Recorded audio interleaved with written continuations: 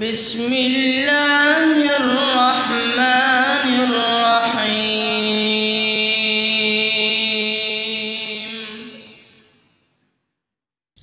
كما باركت على إبراهيم وعلى آل إبراهيم إنك حميد مجيد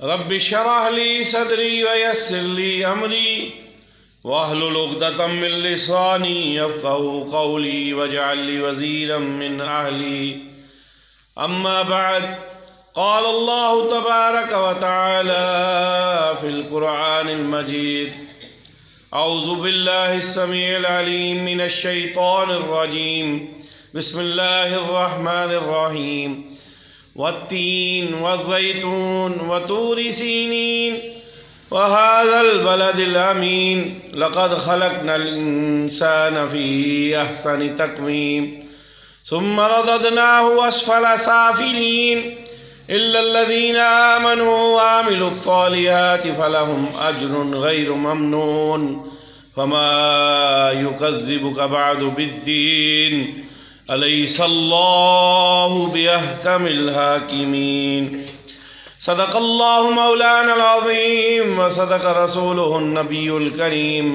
ونحن على ذلك لمن الشاهدين والشاكرين والحمد لله رب العالمين۔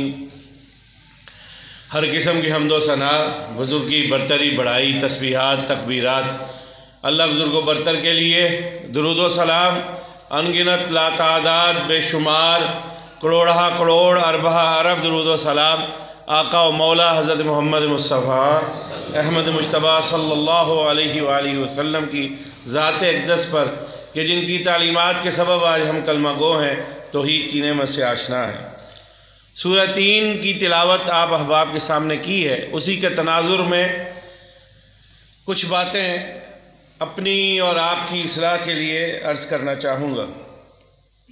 اللہ رب العزت 4 قسمیں کھا رہے ہیں اور اس کے بعد فرما رہے ہیں لقد خلقنا الانسان فی احسن تقویم، ہم نے انسان کو بڑا بہترین پیدا کیا ہے، سب سے عمدہ حالت میں پیدا کیا ہے، جتنی مخلوقات ہیں اشرف المخلوقات بنایا ہے، سب مخلوقات کا سردار بنایا ہے۔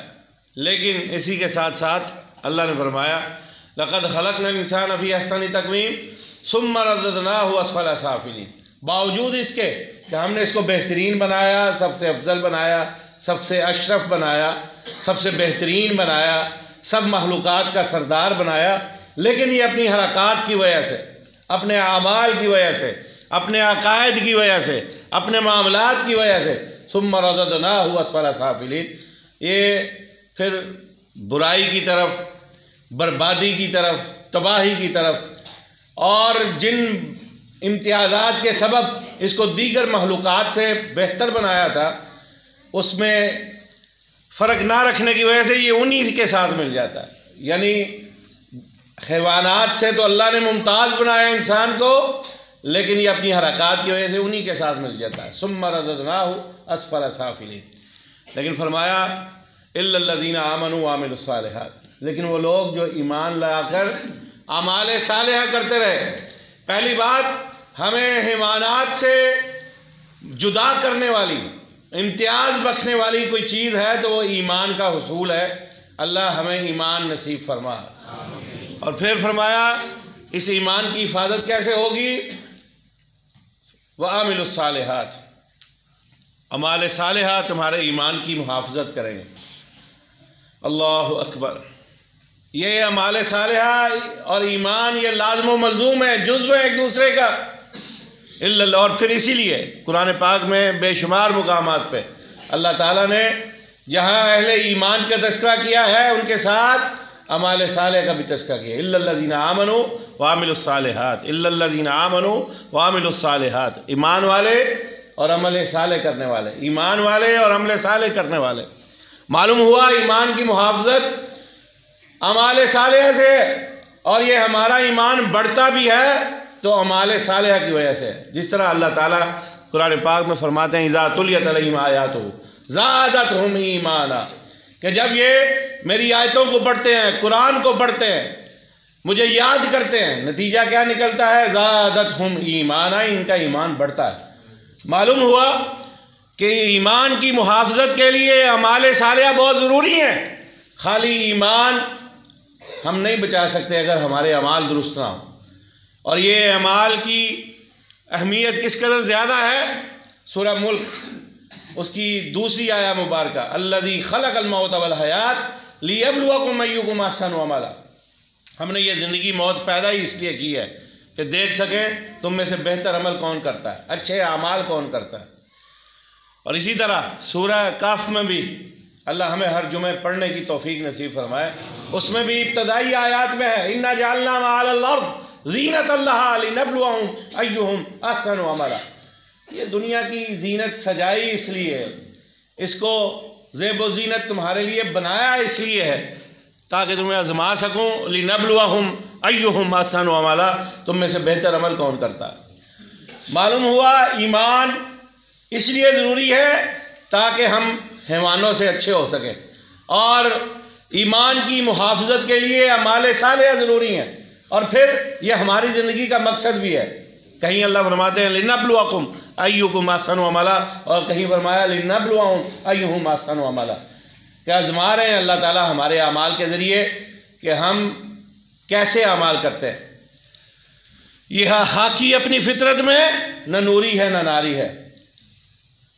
اصل میں اعمال ہماری دنیا و آخرت کا فیصلہ کریں گے۔ اللہ ہمیں اچھے اعمال کی توفیق نصیب فرمائے۔ پہلی بات تو اعمال کی بڑی اہمیت ہے، لیکن جس طرح ایمان کی محافظت اعمال کرتے ہیں، اسی طرح میرے بھائیوں کہیں نہ کہیں ہمارے کیے گئے عمل، ہماری کی گئی نیکیاں جو پہلے ہی اس گئے گزرے دور میں بڑی مشکل سے ہمیں کرنے کی توفیق ملتی ہے، اس کے بعد ان اعمال کو بھی محافظت کی ضرورت ہے۔ ایسا نہ ہو کہ ہم اپنا جو نامہ اعمال ہے، جو ذخیرہ ہے، اس میں کوئی ایسے سوراخ کر دیں کہ بڑی مشکل سے جو نیکیاں اکٹھی کرتے ہیں، لیکن دوسری طرف وہ سوراخ ہوں جہاں سے یہ نیکیاں ضائع ہوتی چلی جائیں۔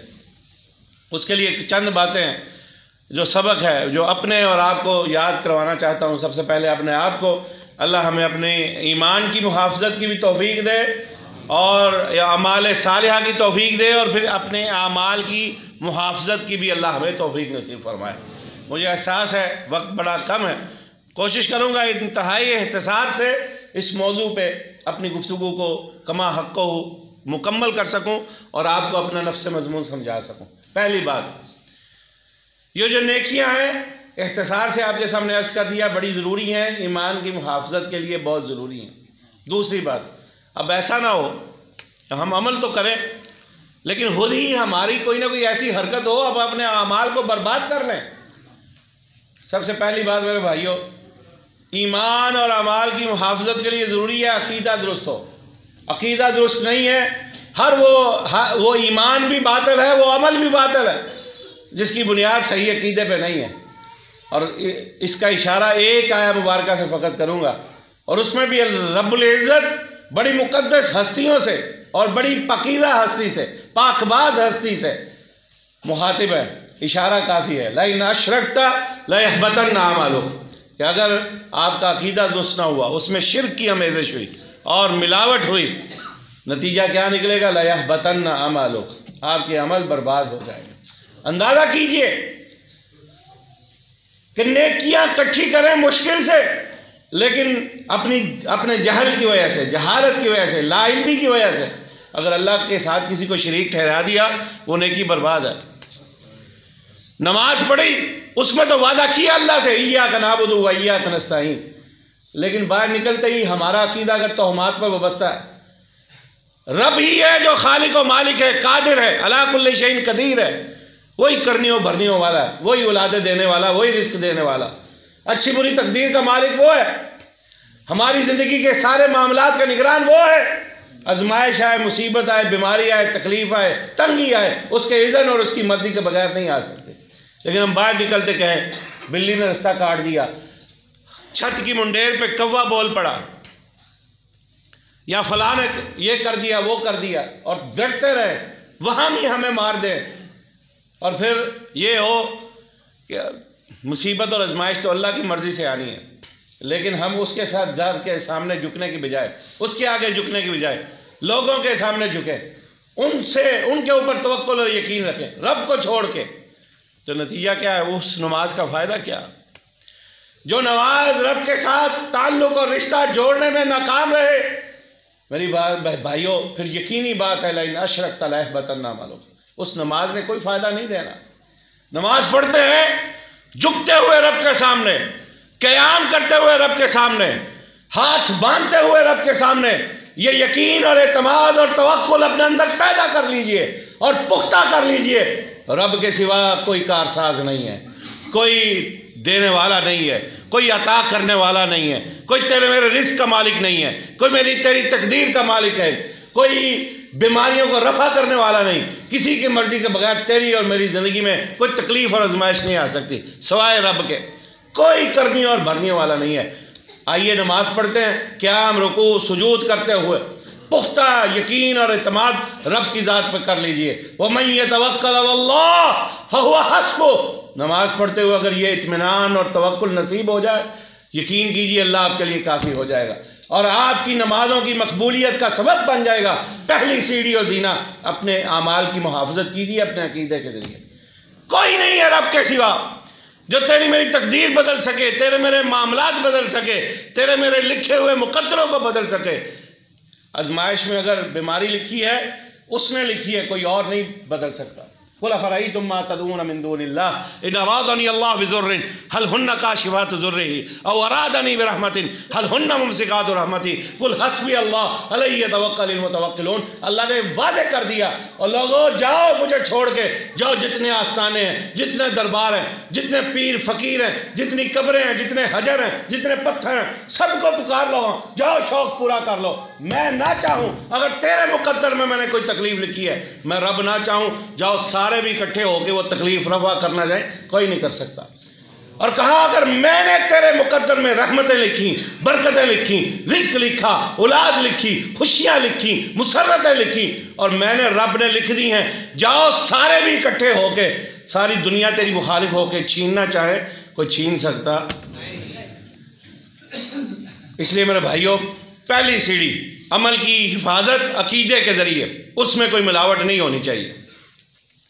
دوسری بات، نیت درست ہو، جو کرنا ہے لوجہ اللہ، لوگوں کو دکھانے کے لیے نہیں۔ انما الاعمال بالنیات، اصول اور ضابطہ طے کر دیا اللہ کے رسول نے، عمل کی بنیاد دار و مدار نیت پہ ہے۔ میں یہاں آیا لوگوں کو دکھانے کے لیے، برباد۔ آپ لوگوں کو دکھانے کے لیے نماز پڑھنے کے لیے آئے، برباد۔ آپ نے خرچ کیا لوگوں کو دکھانے کے لیے، برباد۔ میری آواز میں بڑی خوبصورتی ہے، مقصد یہ ہے لوگ خوش ہوں، برباد۔ قرآن کوئی پڑھے پڑھائے، مقصد یہ نہیں کہ اللہ راضی ہو، مقصد یہ ہے کہ لوگ خوش ہوں، برباد۔ مشہور حدیث ہے، بس یاد کریں، آپ سنتے ہوں گے علماء سے، لیکن صرف یاد دہانی کے لیے سبق سنا رہا ہوں۔ اللہ کے رسول صلی اللہ علیہ وسلم فرمایا، تین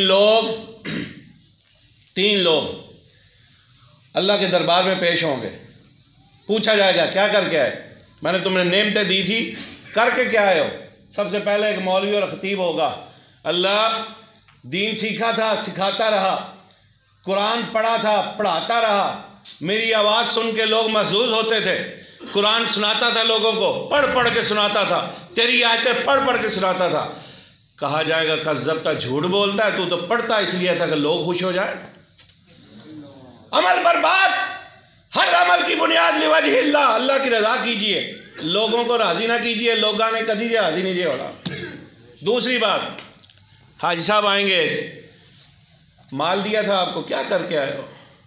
اللہ ساری عمر تیری راہ یہ حج کیتا، ہر مسجد میرا حصہ سی، پورے فیصل آباد، ہر مدرسے میرا حصہ سی، بڑیاں یتیم کڑیاں دیا میں ویاہ کرائے، بڑے بیواواں دی مدد کی تھی، یتیماں دے سر تے ہاتھ رکھیا، یا اللہ تو نے مال دیا تھا، بڑا خرچ کیا۔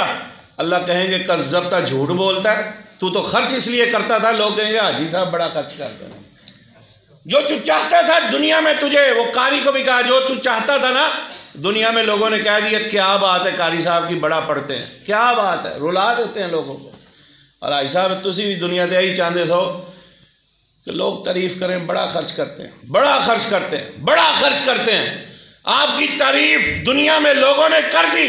جو آپ چاہتے تھے دنیا میں آپ کو مل گیا. آج میرے پاس آپ کے لیے کچھ نہیں ہے. ایک مجاہد آئے گا،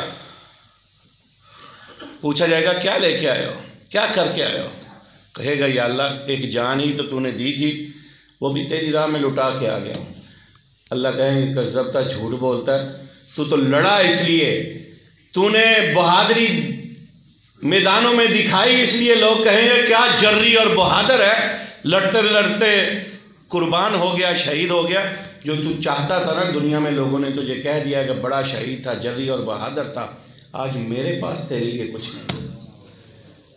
میرے بھائیو اپنے اعمال کی محافظت کیجئے. پہلی بات عقیدہ، دوسری بات نیت.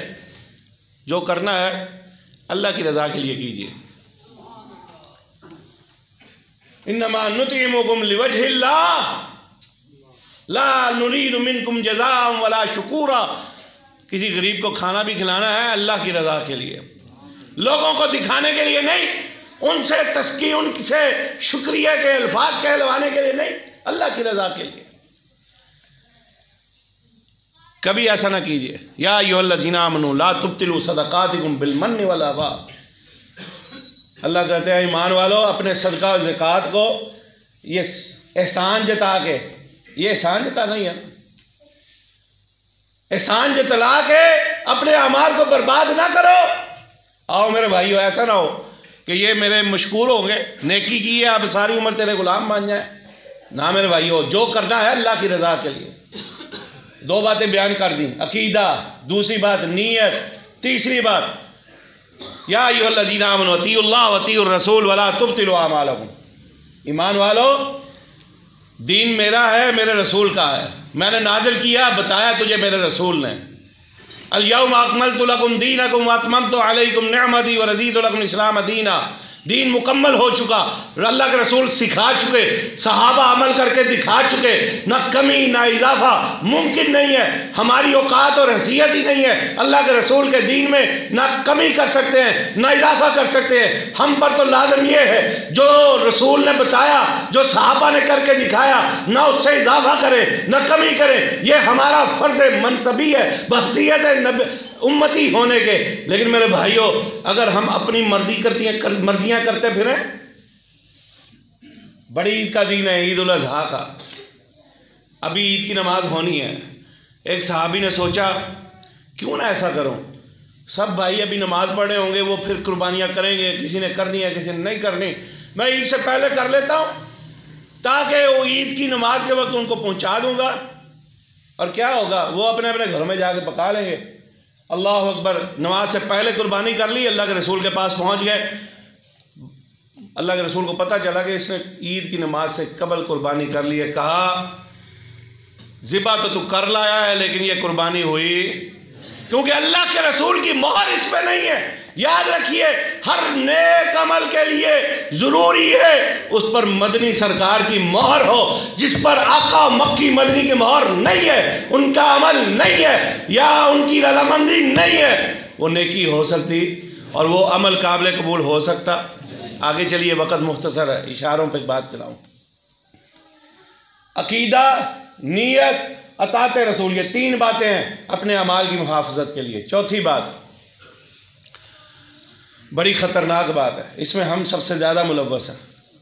اللہ کے رسول صلی اللہ علیہ وسلم نے صحابہ سے ایک دن پوچھا معلوم ہے میری امت کا مفلس کون ہے؟ صحابہ کہنے لگے لا درہم لہ ولا دینار. جس کے پاس درہم نہیں ہے دینار نہیں ہے وہی مفلس ہے نا. ہم بھی یہی سمجھتے ہیں، یہ کوئی پیسہ نہیں ہو بیچارہ غریب ہے مفلس ہے. اللہ کے رسول نے کہا نہیں، ایسی بات نہیں ہے. میری امت کا مفلس وہ ہے جو نیکیوں کے انبار لے کے آئے گا قیامت کے روز. انبار لگے ہوں گے لیکن اسی اثناء میں لوگ آ جائیں گے، دعوے دار کھڑے ہو جائیں گے. اللہ یہ جو نیکیاں لے کے آیا نا، اس نے مجھے برسر بازار ذلیل اور رسوا کیا تھا. یہ بڑا چودھری تھا، جٹ تھا، اس نے برسر بازار کہا تھا کمیاں نے منڈے. اس نے میری پگڑی کو چھالا تھا. جہاں میں معزز تھا اپنے سسرال میں، اپنے ننیال میں اس نے وہاں پہنچ کے مجھے ذلیل اور رسوا کیا تھا، میری پگڑی اچھالی تھی، میرے رازوں کو اچھالا تھا، میری عزت سے کھیلا تھا، اللہ مجھے گالی دی تھی، مجھے برا اور بھلا کہا تھا، مجھے کم تر سمجھا تھا، مجھے میرا مذاق اڑایا تھا۔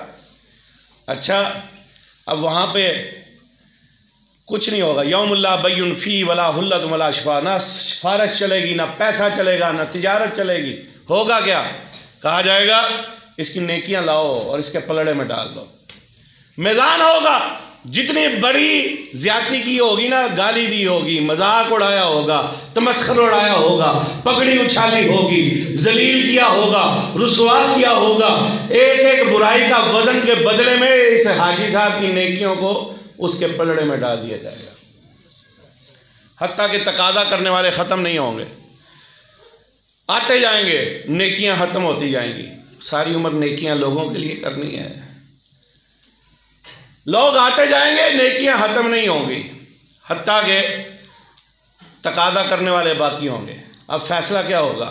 اللہ کہیں گے اب جو آ رہے ہیں نا ان کے گناہ اٹھا اٹھا کے اس کے پلڑے میں ڈال دو۔ اپنی نیکیاں برباد، لوگوں کے گناہ اپنے کندھوں پہ لاد کے جہنم کا رخ کر لے گا۔ ایسا مفلس آدمی، اللہ کے رسول نے کہا میری امت کا مفلس یہ ہوگا۔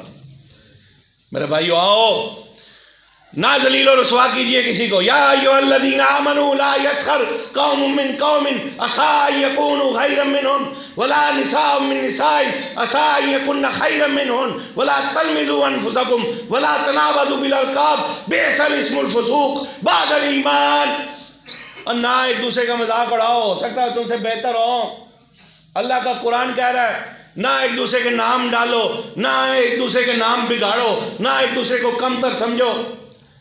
اللہ کے رسول نے حکم دے دیا خطبہ حجت الوداع میں، کسی عربی کو اجمی پر، کسی اجمی کو عربی پر، کسی گورے کو کالے پر، کسی کالے کو گورے پر، کوئی فوقیت نہیں۔ اور میرے بھائیوں ان قومیتوں پہ فخر کر کے کسی کو نیچا نہ سمجھو، اور اپنی قومیت پہ فخر کر کے اپنے آپ کو برتر نہ سمجھو۔